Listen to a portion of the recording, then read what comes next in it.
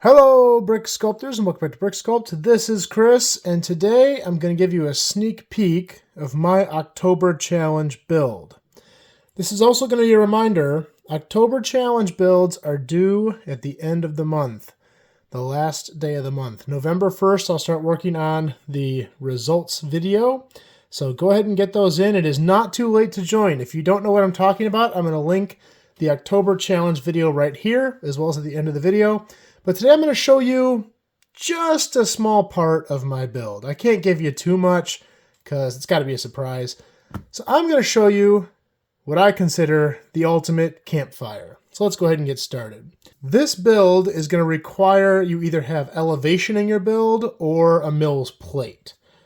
So with that being said, it is all recessed down into the ground and you need to have a little bit of elevation to make it work. The center of the fire, 1x1 black plate. And then around that, on each side, we're going to put a 1x2 black jumper. These colors can vary. This is going to be the bottom of the fire pit, so typically coals, ashes, black I think works the best. On the corners here, we're going to put more 1x1 black plates. Just like that.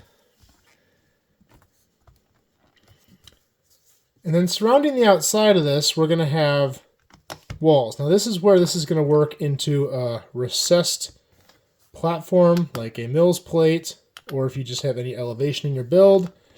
We're going to build up one brick high all the way around, and that's going to kind of give us our starting point for our bonfire. I'm going to take another black jumper and put it right in the middle diagonally. And another black jumper and put it right in the middle diagonally as well. And that's going to make up some of the filler for the middle of the fire and look like kind of a pile of ash. Now these pieces here are just two 1x1 plates stacked, and they're going to fill in these gaps here.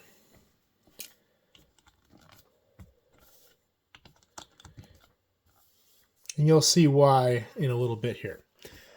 Next, we're going to take these black clips. And these are these brown bar holder pieces. They do have a little hole on one side. I like to make that face inward. But we're going to put one of these on each of these black clips. And again, the colors on this stuff can vary. You probably will want these in reddish brown, but the base of this can be dark gray. It can be, you're not going to see it much really. It's going to be down in the ground. But these are going to fit on these jumpers all the way around. And I should note, because of the jumper in the middle, some of these will have a little bit of a twist to them, which is okay. They don't have to fit perfectly straight. They're going to go just like that. The next round, we're going to take the opposite of that piece where it has the clip on it, and one of these pieces, and attach it like this. These are going to fit into our corners on the 1x1 plates in the corners.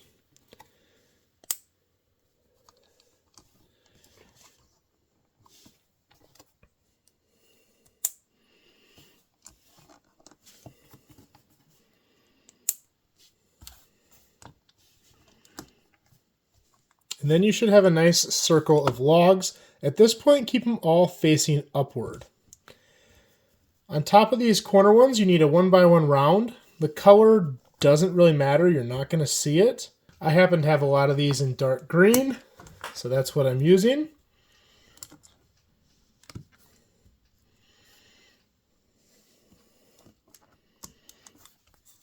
Just like that. Next, we're going to use rail pieces. And the rail pieces have a very important role. And those are going to go in these open gaps. It's going to fill up some of the space. And when I get to the top, you'll see why I have them there. So that's kind of the base of our fire. At this point, we can start adding the detail work. Now, you can make your fire a couple of different ways. If you want it really blazing, put one of these tall flames up the middle. If you don't want it to look like a roaring, blazing fire, just leave this tall flame out and just do the smaller flames. But I'm going to make this look like it's really, really burning because there's a lot of wood in this fire. And then we're just going to go around the outside and put the little candle flames on these. Now, you can do this however you want and play around with it, see what you think looks good. I like to put 4 of these in. If I didn't have the central one, I'd probably put 2 more. But I like to leave these ones without flames because I like to put some branch pieces in there. It just gives it a little bit more detail. And you can vary it. You can have 3 of these with branches in them and 1 of them with fire. Whatever works best for you and whatever you think looks best in your final result. But sometimes having too much flame in there just kind of distracts from the overall detail of it. Once you've got all these items in here, you can start to tip them inward. I like to do the corner ones first because they're just slightly shorter, so they're going to sit down below these upper ones. And you'll have to play with the pieces a little bit. Sometimes you have to twist these little branches here to get everything to kind of come to the center like that. And there we have the basis of our bonfire. At this point, we can start to build the top. Now, I have green here, which probably isn't the best selection. Dirt might look better, so maybe a brown or dark tan. But for what I'm doing here, this will work just fine. And I'm just filling in around the fire. And these will also kind of push these branches down. And then we'll put plates on the outside as well.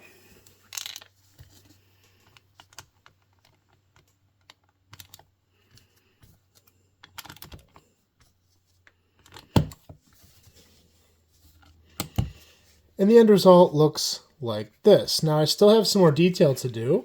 I'm going to put rocks around the outside of my bonfire. And this is where these rail pieces come in really handy. I like to use a cheese slope here. And the narrow side of the cheese slope rests really nicely on that rail piece and just kind of falls into place. Nothing locks it in. So if you're opposed to having just loose pieces, this probably isn't the best method for you. But I think they look really good and they fill that gap and make it look a lot more round as opposed to kind of jagged straight edges. And then we can just take other detail pieces and fill in next to them, like this. And just trying to create some rock work. And you can do different colors in here too. I kind of like to keep my rocks to dark gray and light gray, but whatever works for you, whatever you think looks best, go for it. It's your bonfire. So now we're looking pretty darn good here. One last step. If we want to make the fire look really full, just take some more branch pieces and you can just slide them down in all these gaps and make it look like a really full bonfire. Well, I hope you guys liked this video. I cannot wait to see what you guys do for the October challenge. I'm going to have listed in the description a link for the Discord server as well as my email, bricksculpts.chris@gmail.com, so that you can send in your submissions. And it's not too late. If you haven't started yet, there's still time. And I do take studio submissions as well as real Lego built submissions. So go ahead and get those in there, and I hope you guys like this video. If you like this kind of content, please like and subscribe. We can do more just like this in the future, and we will see you next time.